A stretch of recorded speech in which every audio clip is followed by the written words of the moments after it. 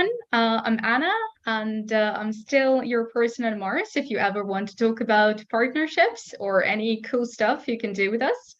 And today with me is Charlie Rosier, an amazing mom, founder, mentor, everything. You know, I was scrolling down her profile and I thought, oh my God, this woman can do absolutely everything. That was so inspiring. But Charlie, could you please tell us more about who you are and what your startup is? Absolutely. Thank you so much for having me on, Anna. And very sweet of you to say. I must say, I don't feel like that every day. Definitely a case of imposter syndrome now and then. But yeah, I am co-founder and CEO of Babbu, which is the UK's first online nursery. And our big kind of ambitious aim with the business is to democratize access to early years education. So that's in a nutshell. But I know you've got lots of great questions for me. Yeah, and that was another reason for me to reach out, is because you're working with the early age education, and that hits very close to home because I have a 4-year-old. So yeah, thank you for doing what you're doing. And yeah, tell me, how did you come up with this idea? And I know this is not your first startup. Maybe you can walk us through the entire story. I mean, you'll be here a long time if I do that, but no, it's not my first rodeo. And sometimes I'm like, why am I continuing to do this? You know, because everyone has taken so much of me personally. You know, it's such you know, you're kind of putting yourself out on a plate, and you're just living and breathing it every day. But yeah, so this has come about from my own personal experience, which I know that many startups, that's how it happens, right? You experience a pain point in your own life, and then you should, you know, hopefully dig around and see that you're not the only one. So I too obviously am a mum to a 5-year-old, and it was really having my daughter that changed my world, as it does so many people, and not in that kind of mushy way. You know, it wasn't an instantaneous love and kind of, oh, I'm a mum now, and you know, the whole previous side of me doesn't exist anymore. Actually, the complete opposite. I really struggled with that transition and that kind of identity crisis, because for so long my career had been my identity, it had been everything. And so what ended up happening was potentially a little bit of postnatal depression, but again, undiagnosed, and didn't, you know, delve into that at the time. But I wanted to go back to work after about 2 weeks, and because I had my own business at the time, I felt like I needed to, and there was no one to take my place. And so at that time I started looking around for childcare options, and obviously it was very challenging to find what I needed. And you could argue that what I needed was quite niche.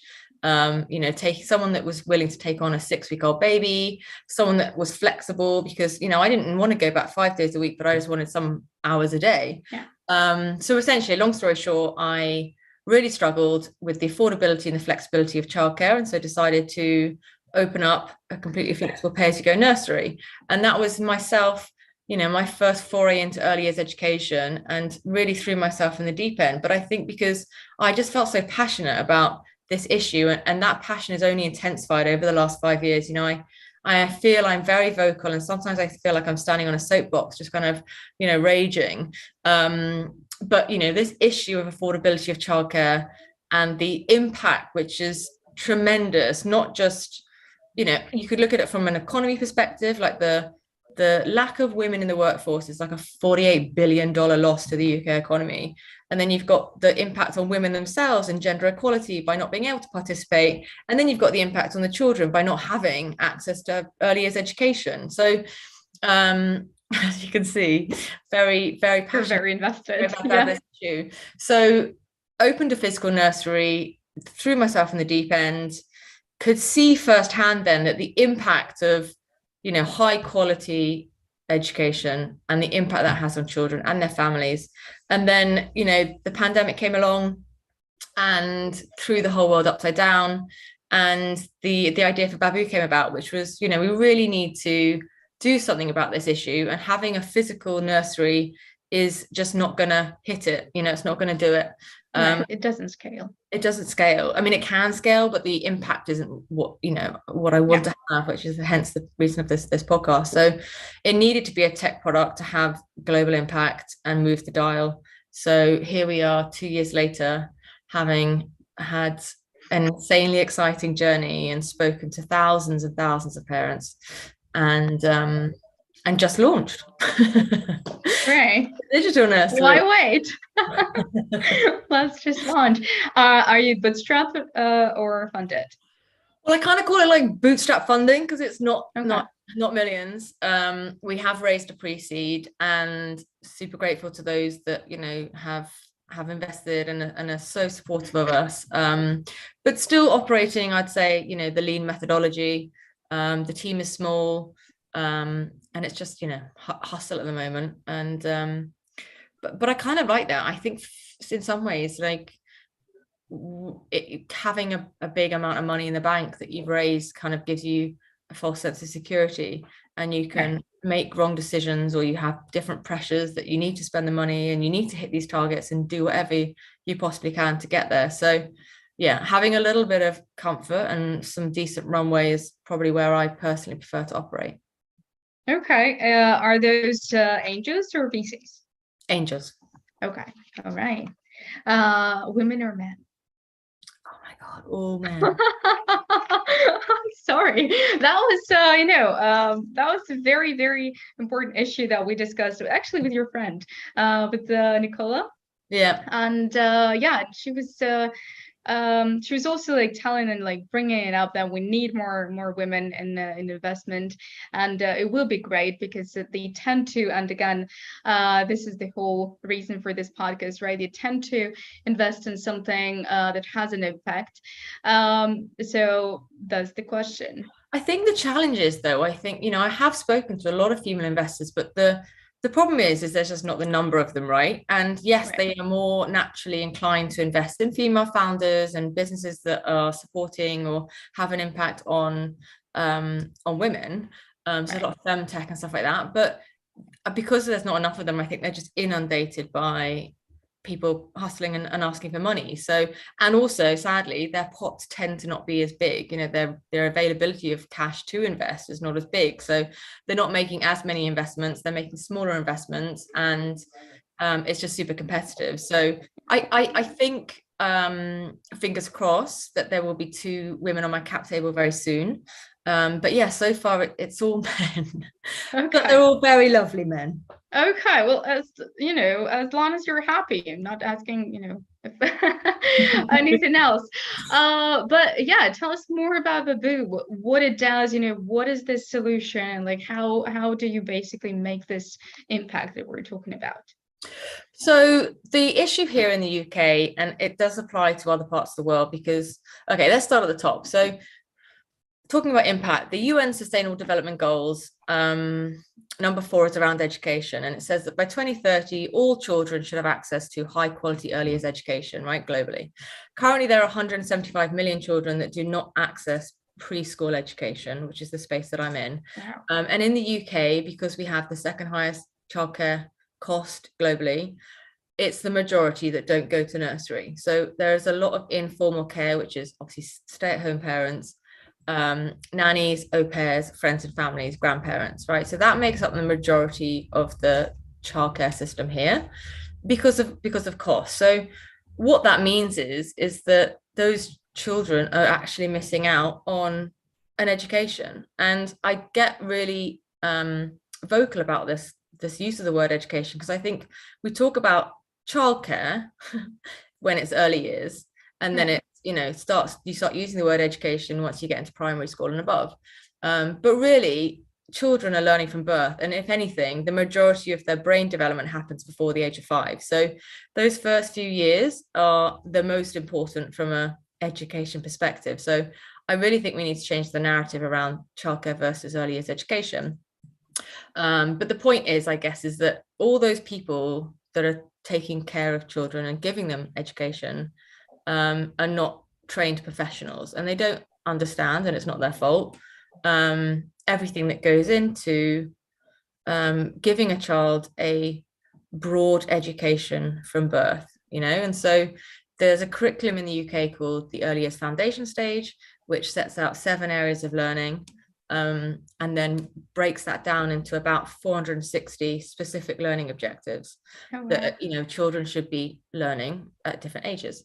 So what we've done is basically structured the platform so that we have those 7 areas of learning and those 460 learning objectives, and we've created activities that you can do at home offline. So it's not about giving your child an iPad, it's about spending time with your child playing. And we give them daily activities to do, which are tailored to the child's age and abilities, and using stuff around the house. It's kind of low cost or no cost. And it's about 15 minutes of play a day. It doesn't have to be a curriculum. We have a curriculum, but it's not, you don't know that you're partaking in it. It's about fun things. We celebrate a lot of different cultures. There's a lot of seasonally relevant activities. We have Montessori themed activities. We have forest school. We have mindfulness. It's about giving parents choice and giving children exposure to as many play-based learning experiences as possible. So it's kind of like learning through playing, but with the parents involved? Absolutely. So there's this amazing report I was reading last night, which is by the Lego Foundation, which was actually published a few years ago. But it basically says that something like 90% of families who spend a minimum of 5 hours a week playing with their children are happy, compared to 50% who don't. So play is amazing. Everything in the early years is about learning through play, but also the benefits of play for parents cannot be underestimated.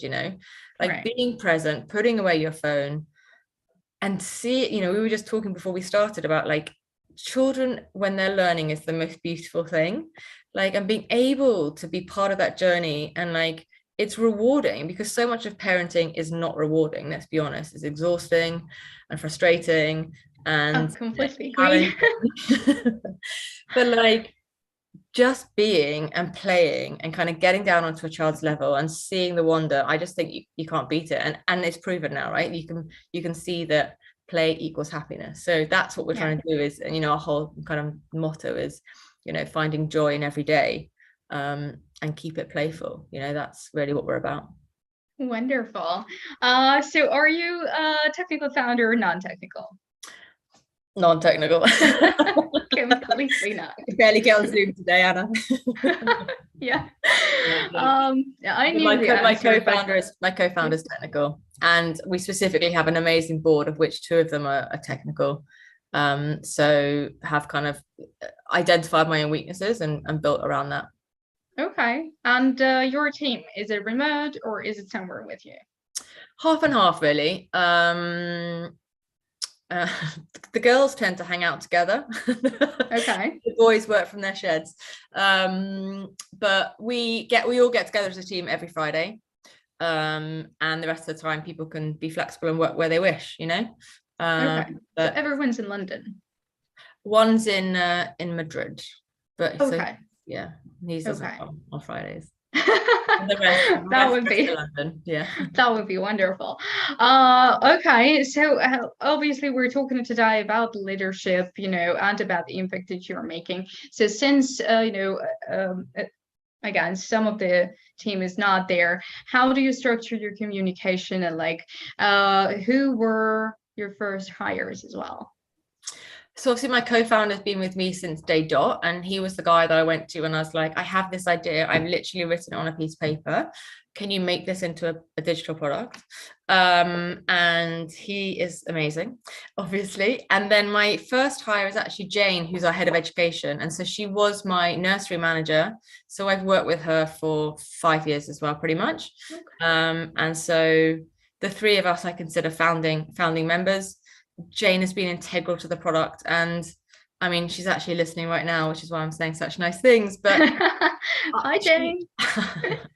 I am so proud of her, because it's such a step change to come, and actually the same can be said for the other 2 ladies working in our education team. They've all come from the nursery floor, they've all lived and breathed being a practitioner for many, many years, and they've stepped away from that into a role that is essentially computer based.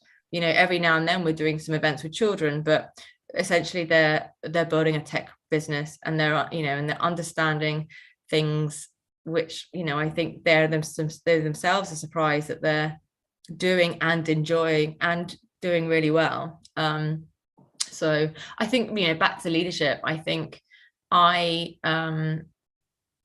learned myself professionally by being thrown in the deep end, and that's kind of continued throughout my career. I've never been afraid to like just jump in and do something different, and I think the best way to learn is on the job. And so that's pretty much, I would say, if I was to think about it, is I do that. I give them the opportunity to just go and do it without micromanaging them, but they know, I hope, that I am here and open to, not knowing what, like, I also am like, I don't always know the answer, right? So I think there's that culture in the business of like, don't be afraid if you don't know what you're doing, or you don't know the purpose of what I've asked you, or you're really struggling with it, just raise your hand. So I think, good or bad, that's the kind of leader I am. Okay, no, that sounds very reasonable. So what is the best thing? What do you love the most about your team? Our passion. Okay. Yeah. So everyone's really passionate about early education. Everyone is on the same page when it comes to this. Is like, we're all aligned that our mission is to level the playing field, because I think, especially for me, TJ, my co-founder, and Jane, we all grew up in very different circumstances. TJ is a Black founder from South London. Jane comes from Chile. She's an immigrant. Like, we've all experienced like obstacles, and being a female and all that jazz. So we all can have seen the difference between the haves and have-nots, and how some people have massive barriers in their life and have found ways to overcome them. So I think we're all on the same page about that. And I think in a startup you have to be passionate about what you're doing, otherwise, because it's hard, and there's so many no's and things that don't go to plan. So yeah, the passion, I think, is what unites us. The respect of each other, we all respect each other's strengths. And I'm very much like, Jane, the education is your piece. Like, you know way more about child development than I do. TJ, you know way more about building a tech product than I do. So we stay in our lanes, but we communicate all the time as well. So okay, so what motivates you?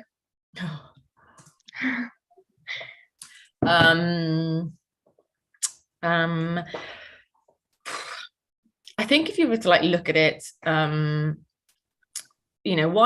am I constantly doing startups? I think there's an energy to this world that I'm attracted to, and I love, right? I love the roller coaster. I love the highs, and I equally love the lows, because they make the highs that much better, So I think innate in my personality, this is the space I need to be in. And I love being in control of my own destiny. But what I think has become apparent over those 4 startups and over the decade or so that I've been doing it is, what's been missing is that impact piece. My first 2 businesses were in the real estate world, hospitality, and there's only so much you can care about generating returns for investors, or getting 5-star TripAdvisor reviews, but because this has the potential to do so much good, it's like, let's go, let's do it. Yeah. Oh, no, I love it. And we'll definitely get to that. I have just a couple of questions just about you, because I really want to, to talk about the founders that we have here, and I think it's very important to also learn like what kind of people become founders, because it's obviously not for everybody. So okay, that's what motivates you, and obviously, you're very passionate about it, and you've had your experience, and it helps you, of course. But what is something that you're not very good at doing, apart from the tech bit, that we already established? I think, I don't know if you know the Myers-Briggs personality test, but it was Nicola that told me about it. And interestingly, Nicola and I are exactly the same personality type. But essentially, we sit in that kind of visionary bracket. And Okay. I think that's where my strengths are. Like, I think I'm great at ideas. I love finding solutions. I love big picture strategy stuff. I love getting like other people excited about what I'm doing, and that includes investors or the team, or I'm a galvanizer. What I'm not good at is processes. Okay. So, and again, thankfully, TJ is the opposite of me in that respect. He's much more analytical, much more logical, much more process driven. I think the first thing he got me was a book, which is like how to build a company that doesn't need you. Oh, Like, I will write it down, because yeah, I'm exactly the I'll same. send after you the title of the book, but it's basically like, it's not the Charlie show, right? It has to be a sustainable business that lives on without you. And so he very much tries, probably on a daily basis, to instill that into me and be like, whatever's in your head, you need to get it into Notion, or it needs to be somewhere. We all need visibility on like where you're running to at this moment in time. And so that's, and again, I'm grateful that I have TJ for that, and also the board too. They hold me accountable and question decisions that I make, which I think is vital for any CEO, Right, absolutely. No, this is something I also learned from our CEO, is that, once you start doing something and it's like such a small scale, you can keep everything in your mind. But once you like start doing it over and over, and like you get so many emails to send, and like so many texts to put out, like you have to automate it somehow, and make sure you don't have to do it from scratch to put it on Notion. So yeah, I completely understand the struggle. Okay, and what would be the most surprising thing that you could tell about yourself? Oh my goodness. I've just, I mean, off the top of my head, I've just started painting again. So my Okay. original aspirations back in the day was to go and study fine art at Oxford University, and my parents dismissed it and said, you must do a law degree, which will stand you in much better stead, which obviously I'm totally grateful for now. But as a way of kind of decompressing after the day or the week, a lot of people keep telling me I've got to do more for myself. And unfortunately, I'm a single mom, so I barely leave the house. So I'm like, what can I do in an evening that's not just turning on your laptop and getting back into it? So Yeah. I started painting again. So I'm actually really enjoying it. Okay. One day we should definitely see that. I hope you share something on LinkedIn. But yeah, let's come back to the impact bit, and this is really important because recently you've been getting a few words on that matter. So what is it about? Why is it so important? And especially in the UK, I can hear like a lot of buzz around it, and impact is a big word there. So what is it about for you, and why do you care? I think, as I said before, like the impact piece is the bit that's been missing. And I think just on a personal level, it's motivating, and I think, and then if you think on a societal level, I think, and Nicola talks very well about this, about, Gen Z or even millennials, like they demand more from brands. It's not just, can you service my needs? It's, are you a good business? And if you look at B Corp and how phenomenally well that's doing in terms of, holding businesses accountable and becoming, a seal of approval, I just think it makes good business sense now to, as long as you're not impact washing, if that's a word, but I think customers are demanding it of businesses. Investors should be demanding it of businesses. That we have enough businesses which, are not doing good, right? And and I think the impact thing for us kind of came naturally. I think in the past I've tried to maneuver it. We had a hospitality business that donated money to the charity Refuge, which is about shelter for women and children. So for every night stay, we donated money. And that was in some ways probably a bit of a token gesture. But I think at our core, we're about, as I said, leveling the playing field. And so the impact piece just comes naturally. And so, our business model now is buy one, give one. So for every paying customer, we give it to a disadvantaged family for free, and we do that via charitable partners. So what I don't want to be is another middle class yummy mummy app. We don't need more of those either. So right. And so and consciously or unconsciously, I'm not sure yet, our team is so diverse. They're really bringing their own unique perspective on it, on a curriculum, on the content. And so I think impact to me is now living and breathing it, and not just saying you're doing it and not. Right. And that's thankfully being recognized in some amazing awards. So last year we were shortlisted for Tech for Impact Startup of the Year. This year we have a big one coming out soon. Yeah, we're not hearing that yet. But it's great to be recognized for the work that you're doing, and now we just need to measure that impact. That's the big challenge, I think, where we're at next. So also super excited that we're going to be working with a professor of economics from UCL on a research project to actually look at measuring our impact. Are we helping relieve parental anxiety? Are we making families happier, more connected? And are we helping children's development from birth? They're the big things that we want to do. So we're going to start looking at whether we are doing it. And then yeah, that's important. And I think another question that a lot of founders are asking, like, this is great, being recognized is amazing, but how do you get there? Do you just basically exist and wait until somebody sees you, or do you get some kind of a special exposure? Do you I don't know, put publications somewhere? So what do you have to do in order to be exposed to these awards and like be noticed and eventually get them? I think awards are a funny one. I think kind of you need to have them in some respects because it's some sort of validation in the early days, but a lot of them you apply yourself, which and then depending on how good that award is, there's maybe not a lot of competition. But the big one that's coming soon, we were approached for that. That's nice. Other ones, we have entered, being very candid with you.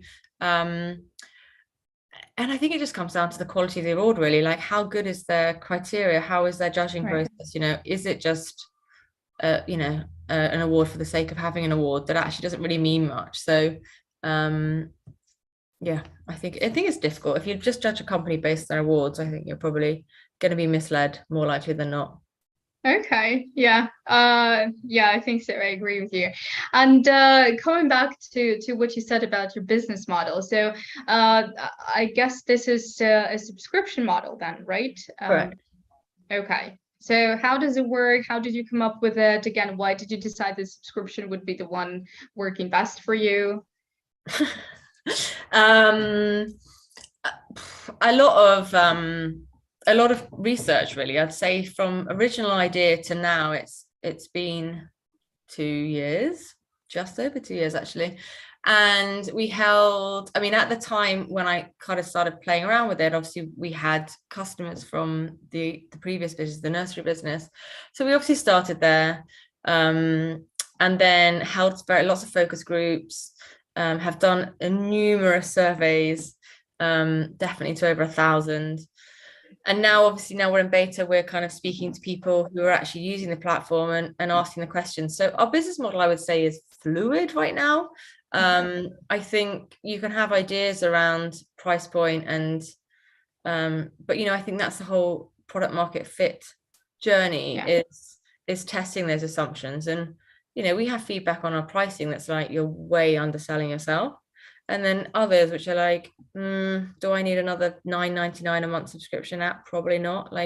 So I think it's test and learn at the moment. But I think it makes sense, from a lot of things in subscription. And I think at the moment in the UK, parents are millennials, and millennials are the demographic that kind of grew up with technology, if you like, and use tech for pretty much every aspect of their life, whether it's entertainment, food delivery, grocery delivery, booking into this, that, or the other. So and subscription has just become the norm, and you can pop in and pop out, but yeah, that's how it is. But we have multiple go-to-market strategies as well, because we're testing again, like where is the real pain point, because you need to get that right to then be able to scale. So still early days. Okay. And but it's been, still 2 years, and you're running and you're testing and everything's great. You have your users, obviously. So does it look now the way you thought it's going to look, or you had to pivot, you had to make some difficult decisions, or decisions that you maybe didn't want to make, or decisions that changed the product in a way that you wanted or not really wanted? Yeah, I think absolutely it has. So I think the original MVP, which we got out the door like this time last year, was a totally different product. I mean, it wasn't totally different, but it was different. It had many other features. It was essentially like a marketplace of experts, but then also this like educational content platform. And I was challenged by investors, and obviously at that time was like, well, this is what I want to do. They're like, how are you going to build two essentially different businesses at once? And also so much great advice that I've had, including from the founder of Monzo, was like, you can't be too niche in the early days. Like, just focus on one tiny customer demographic and their one problem, and then build out from there. So we tested that MVP, and then we tested our content, and we learned so much. That was a kind of 6-7 month process. And then essentially what we built is totally different to the original concept of the platform. It now supports the parent and carer as well as the child. The breadth of content on there is so much deeper than we originally foresaw or planned to have. What's happened with Jane coming into the team has totally changed the content. Like, Jane wrote our curriculum. She's brought another insight from a diversity and inclusivity perspective, and then speaking to people who are using it, we're coming up with new things. Like, there's mindfulness. We now have mindfulness activities, which support, actually winding down with the child, maybe in a frustrated toddler, or just before sleep or nap time. And that was a customer recommendation, which we're like, that's so wonderful, and is absolutely something that's within our capabilities to do. So I'd say we're making tiny pivots all the time now at the moment. All right. But you're listening to your customers. So do you think it's absolutely necessary to listen to your customers and to hear what they have to say and actually change it, or you have to listen to your customer say, I don't know, add a mindfulness a bit to it, not do it, but then once you have, I don't know, 100 more say the same bit, then you kind of come back to that? Yeah, so this is the challenge that we're in right now, which is kind of where TJ and I differ on, and he is right. Which is my character, right? I'm like, I have an idea, or someone's giving me an idea, let's run off and do that, because that sounds really fun, and I'm sure my gut is that that's going to be the best thing for us. Whereas TJ, being more analytical and more logical, is like, that's one person's opinion. Like, we need more validation, because, and he quite rightly so always brings it down to cost and ROI. He's like, to build that feature that you've decided is a great idea is going to be whatever, 1 week of dev time, which is going to cost X. And like, actually, does it make the product better, stickier? We can charge more for it. Like, what's the purpose of it? So he is great at challenging some of those decisions that I make, which are predominantly based on a gut instinct, and sometimes that works out. And I think there's a happy balance to be made in all of it, right? Because I think you need to be quick, and like, you need to retain a competitive advantage, and like, we've done that so far, I think, and I think part of that, all that, you know, you need to listen to your customers, and but you probably need to have a threshold of like, you know, 5 people before you spend £5 or something. I don't know. Right. Okay, so you have to be receptive, but then again skeptical. Yeah, and prioritize as well, right? Because everyone you talk to has a different priority or want or need. So yeah. And so yeah, do you think being skeptical and like being able to stand up to maybe criticism is the main I don't want to I wanted to say feature of a founder. But yeah, characteristic, of course. Is it the main characteristic, or do you think there is something more important to it? Maybe having a great, you know, gut feeling, listening to yourself. What's in it for you? I don't know, because I wouldn't even classify myself as a great founder, but I think again, I think it's a combination. I think resilience is absolutely up there, right? I think it is hard, it is lonely, there are hundreds and hundreds of no's. And somehow being able to pick yourself up from that, it is, otherwise you just wouldn't move forward, right? You need to be able to get on and listen and learn and take it on the chin. You know, and with that comes a huge amount of self-belief. I really believe that you have to be a certain kind of person that that believes in themselves, you know. And then transparency, I'd really put that up there in kind of top leadership qualities. Being honest with your team and your board and your advisors. I'm just saying, this is what I'm struggling with. Like, I just think don't pretend all the time is the main thing, because I think it's the pretending. When people talk about founder mental health, I think it comes from the constant pretense that everything is going great when you know that it's not, and you're feeling really bad that it's not. And you know, because you're pretending it's great, no one's offering you any support or help or fixing your problems. So yeah, my one piece of advice would be kind of own it, because it's not always going to be great. And hopefully people want to help you, not shut you down. Right. No, absolutely. I mean, I think founders, especially, because being a founder is so much romanticized, and you know, you're constantly pressured by the happiness everyone has around, you know, on social media, again, like getting awards or like having raising loads of money. yeah, and everything's great, and no one's really sharing like the downs of it. So yeah, I completely understand you. So sometimes, and again, I think there was Nicola telling us about it, like when about the group of women founders who would just, you know, come together and unleash, you know, and talk about everything that's going on, like being completely transparent. I think that's a great support system. So, okay, so what does success mean to you? At this particular point in time, it's like it's longevity. You know, I really want to build a sustainable business that grows and survives, like, you know, survives anything, right? That becomes, you know, my current dream is that and I am petitioning the Secretary of State for Education right now, is that Babbu becomes like a government funded product. If they can't fix the childcare problem and they can't give more funding to the early years, then at least provide a home learning tool for parents, right? So my goal in the next, let's say 12 months, is that this becomes a government funded benefit to everyone in the UK that has a child under 5. And then that's, you know, 4 million children in the UK. Yeah. On to the next country.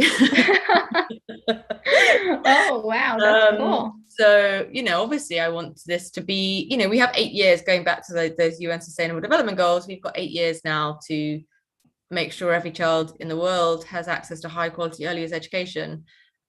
The only way to do that in my mind is with a digital product, and I want Babbu to be that product. So success for me is a globally loved business that is profitable and is having a transformational impact on society and outlives, you know, me. I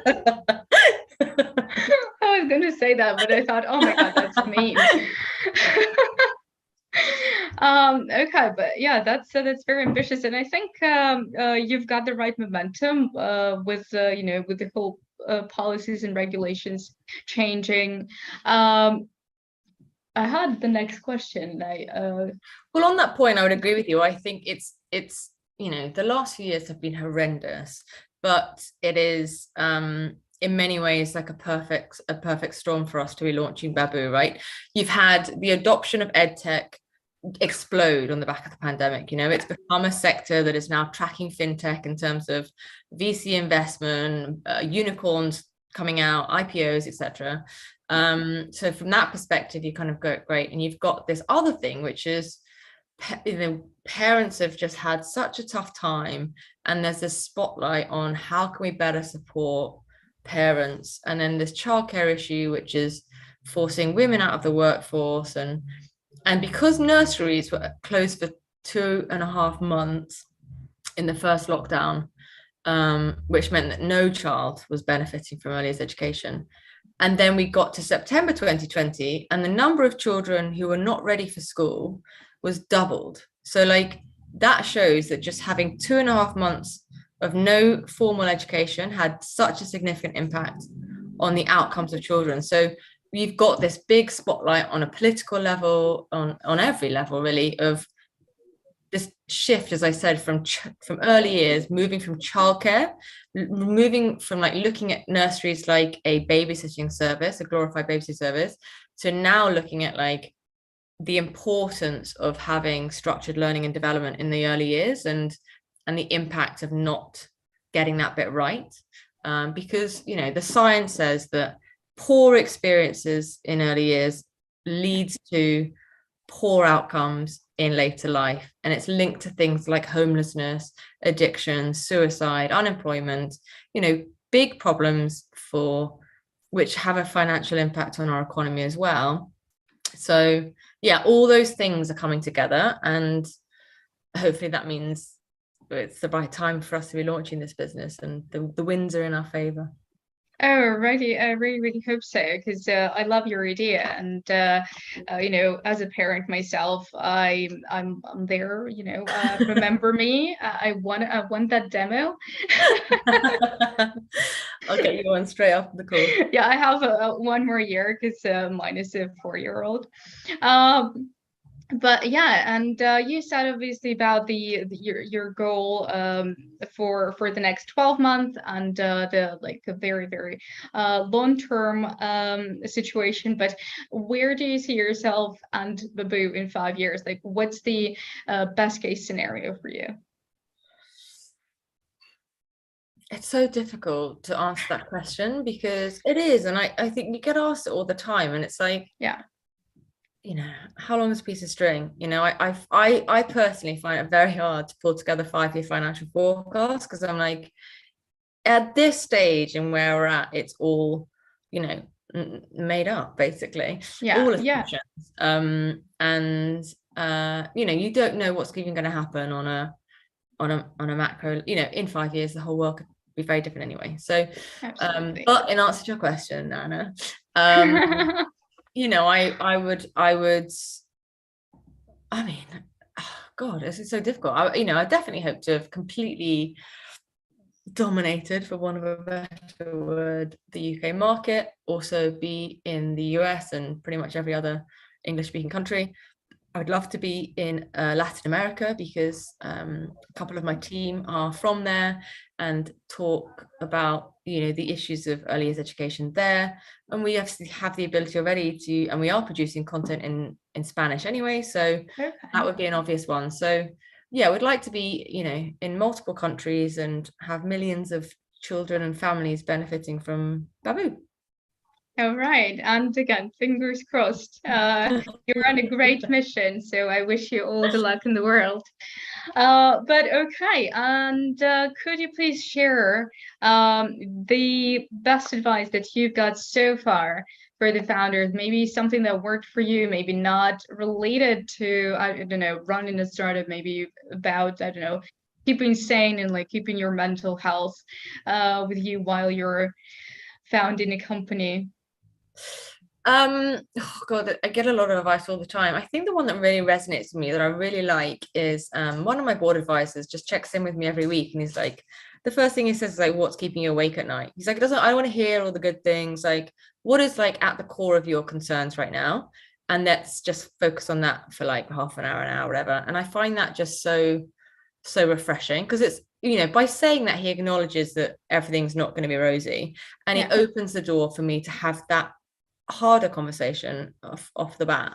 And so, you know, we have a board meeting on Friday, and I've actually just put it like wins wins for the quarter, and then what's keeping Charlie awake at night is the next page, and, you know, list the things that I really want to talk about, which, you know, they are all there to give advice and support on. So yeah, I think that would be my main thing, is back to what we've already said about, you know, being able to speak up and not feel like you're meant to be winning all the time. Because I think there is so much, as you say, this romanticization or projection of like everything's got to be growing at a million miles an hour. And also I think founders, by nature of being founders, probably don't pat themselves on the back enough. They're probably always like striving for the next thing, like that wasn't good enough, what's next. So I think being able to say that was good, but like what could be better is, or, you know, I don't know. So we get other people say. Right. No, well, a lot of people said something about, pretty much the same, like be transparent, like own all your highs and lows, and like not try to